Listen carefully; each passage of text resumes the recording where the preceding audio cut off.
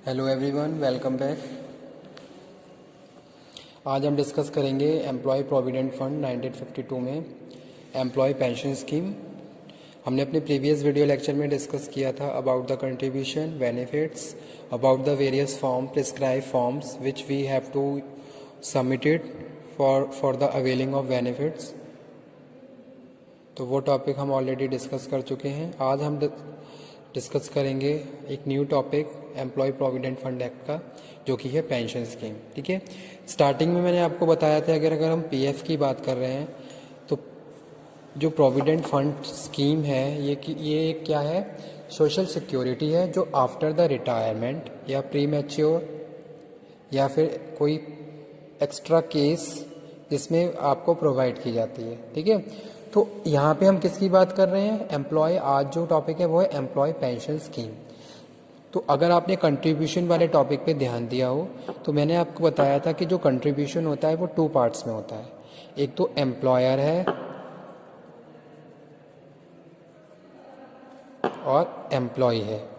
तो एम्प्लॉय की सैलरी का भी 12% और एम्प्लॉयर भी उतना, यानी कि 12% ही आपके पीएफ अकाउंट में कंट्रीब्यूट करता है। ठीक है, यानी कि जो भी आपका बेसिक वेज है उसके हिसाब से जो भी आपका 12% अमाउंट बन रहा है वो अमाउंट आपके पीएफ अकाउंट में हर महीने जमा किया जाता है।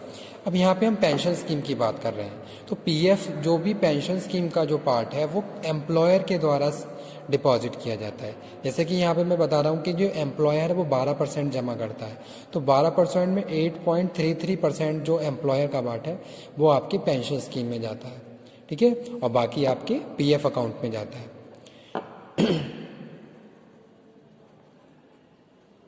तो इस हिसाब से टोटल 12% एम्प्लॉयर के द्वारा आपके पीएफ अकाउंट में हर महीने जमा किया जाता है।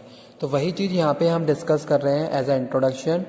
Employee pension scheme 1995 to give long term protection, financial security. ठीक है, क्या है, एक तो क्या है, लॉन्ग टर्म प्रोटेक्शन आपको मिल रहा है। Okay, long term protection and financial security after the retirement, या फिर आप प्री मैच्योर की बात करें या फिर कुछ स्पेशल सर्कमस्टेंसेस की बात करें जहां हम फाइनेंशियल सिक्योरिटी अवेल कर सकते हो to employee upon retirement and his family in case of premature death family pension scheme has. ठीक है, यानी कि यहाँ तक पहले देख लेते हैं कि भी जो एम्प्लॉय पेंशन स्कीम है 1995 में ये इसको स्टार्ट किया गया, और उसके बाद to give the long term protection and financial security to employee on retirement, यानी कि जब वो रिटायरमेंट हो जाता है तो ये पार्ट उसको प्रोवाइड किया जाता है एज अ पेंशन, या फिर उसके फैमिली मेम्बर्स को जो भी उसके नॉमिनीज हैं। ठीक है, family in case of premature death, यानी कि अगर प्री मैच्योर डेथ का कोई केस है तो उसके फैमिली मेम्बर्स को कोई इस तरीके के benefit, financial security, stability provide की जाती है। Family pension scheme has come into force by diverting 8.33 contribution made by the employer toward the PF scheme. ठीक है, जैसे कि मैंने अभी बताया था कि भी जो एम्प्लॉयर है वो क्या है, टोटल 12% कंट्रीब्यूशन करता है, जिसमें 8.33% है जो पेंशन स्कीम में कंट्रीब्यूट करता है। अब वो पार्ट फाइनली जब आपकी प्री मैच्योर का कोई डेथ का केस होता है या फिर रिटायरमेंट का केस होता है तो तब जाके वो आपको एज अ पेंशन दिया जाता है। तो एक तरीके से क्या है, जो एम्प्लॉय प्रोविडेंट फंड है ये इंक्लूड करता है एम्प्लॉय पेंशन स्कीम को। और इससे आगे जो हम एक और टॉपिक पढ़ेंगे वो है EDLI, यानी कि एम्प्लॉय डिपॉजिट लिंक इंश्योरेंस, यानी कि एक तरीके से क्या है, इंश्योरेंस है और एक फाइनेंशियल स्टेबिलिटी है, सिक्योरिटी है, एक सोशल सिक्योरिटी है जो वर्कर्स को प्रोवाइड की जाती है on the behalf of their employers. तो वो यहाँ पे हम डिस्कस कर रहे हैं, जिसमें हम एम्प्लॉयर का 8.33% बता रहे हैं कि भाई ये पार्ट एम्प्लॉयर के द्वारा जो वर्कर्स है उसके अकाउंट में एज अ पेंशन हर महीने डिपॉजिट किया जाता है। ठीक है, जो उसको रिटायरमेंट पे या फिर जो प्री मैच्योर डेथ के केसेस है तो उस केस में उसके फैमिली मेम्बर्स को दिया जाता है। तो एक तरीके से क्या है, लॉन्ग टर्म प्रोटेक्शन है और फाइनेंशियल सिक्योरिटी है। उसके बाद यहाँ पे आ जाइए अब application. Scheme is compulsory for all, यानी कि ये स्कीम उन सभी फैक्ट्रीज पे लागू होती है जहाँ अकॉर्डिंग टू फैक्ट्री डेफिनेशन लोग काम कर रहे हैं। जैसे कि हम बात करते हैं कि भाई 10 या 10 से ज़्यादा लोग काम कर रहे हैं without the aid of power, 20 with the aid of power, 20 या 20 से ज़्यादा लोग काम कर रहे हैं without the aid of power. तो जहाँ पे भी वर्कर्स काम कर रहे हैं वहाँ पे एम्प्लॉय पीएफ स्कीम क्या है, एप्लीकेबल है। कुछ एस्टेब्लिशमेंट है जो हमने बताई थी कहाँ कहाँ एप्लीकेबल है, तो वो आप देख लीजिए। Scheme is compulsory for all the existing member who become the member of employed provident fund scheme, यानी कि जो प्रोविडेंट फंड स्कीम के मेंबर हैं वो इस स्कीम के भी क्या रहेंगे, मेंबर बनेंगे। तो उन सब के लिए क्या है, कंपल्सरी है, यानी कि कंप्लीशन है ये पार्ट कि भाई जो वर्कर्स एम्प्लॉय प्रोविडेंट फंड 1952 में एनरोल हो रहे हैं वो लोग पेंशन स्कीम को भी अवेल करेंगे। ठीक है, तो वो यहाँ पे हम बात कर रहे हैं। अच्छा, अब उसके बाद क्या है, एलिजिबिलिटी क्या क्या है एम्प्लॉय पेंशन स्कीम की। Monthly pension to employees on retirement, तो भाई क्या है कि भाई जो मंथली पेंशन है वो दी जाएगी आफ्टर द रिटायरमेंट आपको, यानी कि जो भी पैसा आप जमा कर रहे हो पूरा from starting of your job से लेकर रिटायरमेंट तक, फिर वो पैसा एज अ पेंशन आपको लास्ट में after the retirement as a social security आपको दिया जाएगा। तो वो यहाँ पे लिखा हुआ है monthly pension to employee on retirement. ठीक है, या फिर अगर प्री मैच्योर डेथ है तो कोई जो भी उसका नॉमिनी है, कोई विडो है, उस केस में उसे widow on death of member, या फिर children of member below 25 year of age, जो बच्चे 25 साल से कम उम्र के हैं उन बच्चों को ये पार्ट दिया जाता है, ये बेनिफिट दिए जाते हैं। तो वो यहाँ पे हम बात कर रहे हैं किसमें, एम्प्लॉय पेंशन स्कीम में। ओके,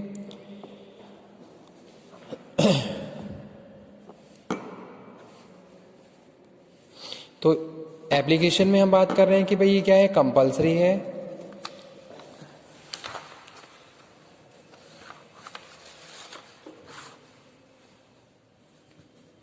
यानी कि यहाँ पे लिख देते हैं एक बार और, एम्प्लॉयज प्रोविडेंट फंड स्कीम, इसमें हम पेंशन की बात कर रहे हैं, पेंशन स्कीम। अगर ये बात करें तो पेंशन स्कीम, अगर एम्प्लॉय प्रोविडेंट फंड स्कीम की बात करें तो 1952 में इसको स्टार्ट किया गया। लेकिन जो पेंशन स्कीम है, जो ईडीएलआई है, यानी कि एम्प्लॉयज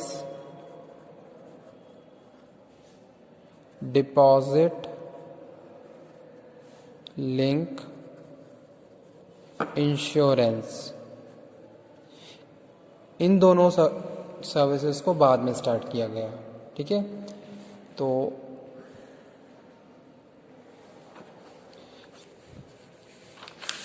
जैसे कि यहाँ पे मेंशन है 1995 में इसको स्टार्ट किया गया, तब से फिर ये क्या है, ये पार्ट एम्प्लॉय पीएफ स्कीम के साथ काम कर रहा है, जिसमें हम बात कर रहे हैं किसकी, एम्प्लॉयज़ की और एम्प्लॉयर की।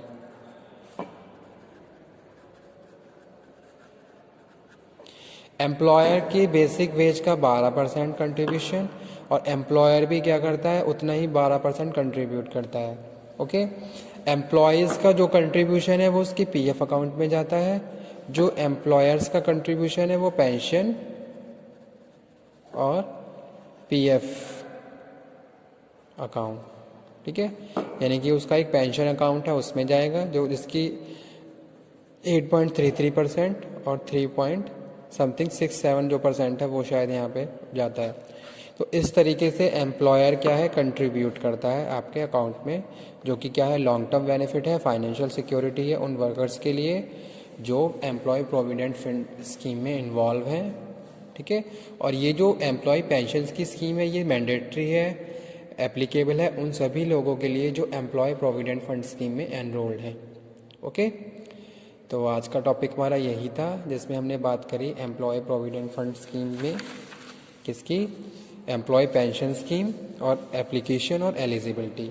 तो एम्प्लॉय पेंशन स्कीम क्या है, to give the long term protection, financial security to employee upon the retirement. ठीक है, एक तरीके से फाइनेंशियल सिक्योरिटी आप उन सभी वर्कर्स को प्रोवाइड करवा रहे हो जो आपकी फैक्ट्री में प्रोविडेंट फंड स्कीम 1952 में एनरोल हैं। ओके। एप्लीकेशन की बात करें, scheme is compulsory for all, सबके लिए क्या है, कंपलसरी है।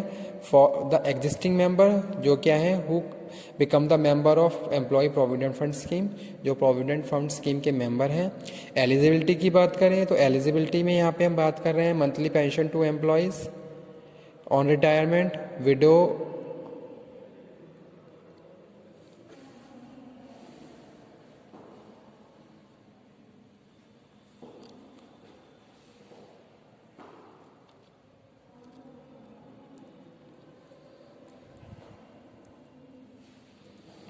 की बात करें, अगर कोई प्रीमेच्योर डेथ है तो जो भी उसके नॉमिनी है, जैसे कि उसकी वाइफ है जो विडो हो गई है, तो वो क्या है, एलिजिबल है, एंटाइटल्ड है, उसका हक है उसकी पेंशन पार्ट पे, जो भी उसकी पेंशन आएगी। या फिर जो बच्चे जो जिनकी अभी एज 25 साल नहीं हुई है, तो वो सारी चीज़ें उसके लिए भी हमें प्रिस्क्राइब फॉर्म भरने पड़ते हैं। जैसे कि हमने अपने लास्ट लेक्चर में डिस्कस किया था कि भाई आपको फॉर्म 2 भरना पड़ता है, ठीक है, फॉर्म 10 भरना पड़ता है। यानी कि अलग अलग तरीके के फॉर्म हैं जो हमें अलग अलग सर्विसेज को अवेल करने में फिल करने पड़ते हैं, तो वो यहाँ पे हम बात कर रहे हैं। तो यही था हमारा आज का topic, basics you have to clear, you have to know about the various forms, various prescribe forms which you have to submitted for the availing services of provident fund scheme 1952। Okay, तो आज का हमारा topic यहीं पे finish होता है। Employee provident fund scheme 1995, application और eligibility. तो आज का टॉपिक यहीं पे फिनिश करते हैं। किसी भी टॉपिक में कोई प्रॉब्लम हो तो दोबारा डिस्कस कर लीजिए। प्रोविडेंट फंड्स जो हमारा जो एक्ट है वो भी हमारा ऑलमोस्ट कंप्लीट होने वाला है। इसमें हमने पेंशन के पार्ट को कवर कर रहे हैं। उसके बाद हमारा जो employee deposit link insurance ADLI का पार्ट है वो रह जाएगा। उसके बाद फिर हम अपना जो नेक्स्ट एक्ट है वो स्टार्ट करेंगे, जो कि है मिनिमम वेजेस का। तो इस तरीके से हमारा काफ़ी सिलेबस ऑलमोस्ट कंप्लीट हो चुका है। किसी भी टॉपिक में कोई प्रॉब्लम है तो आप उस टॉपिक को कवर कर सकते हैं, डिस्कस कर सकते हैं। Thank you very much.